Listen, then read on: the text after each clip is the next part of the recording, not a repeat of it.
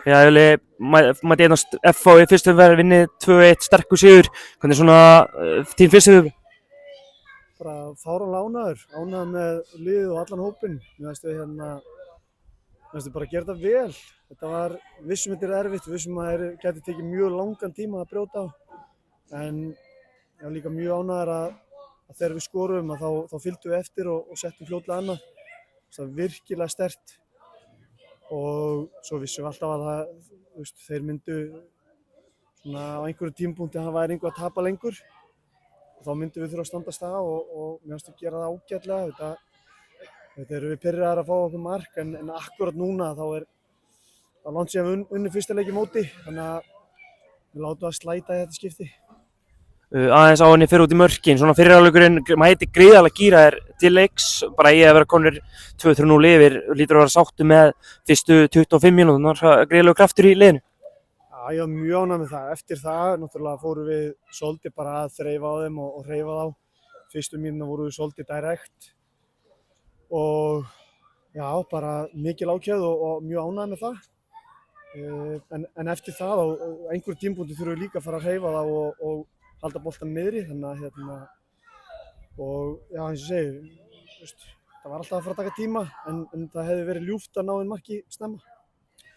Þá út í aðeins mörkin, fyrsta markið er náttúrulega umdeilt af einhverju vildu meina að boltinn væri ekki komin inn, ertu búin að sjá þetta aftur?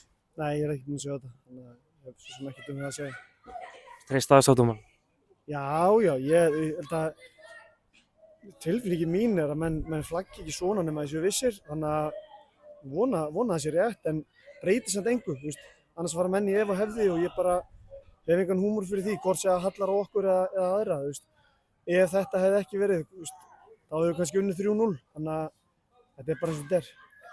Komist í 1-0 svari strax með öðru marki, lítur að vera ánægður að komast bara 2-0 yfir, bara á 2 mínútna kafla? Já, mér finnst það sýna mjög sterkt mindset hjá okkur að halda áfram og mér finnst þið bara gefa í eftir að við komumst yfir og þar hefði verið svona safe leiðin að falla tilbaka og ætla bara einhvern veginn að ræta þetta út, það var búið að taka tíma en mér finnst það virkilega sterkt.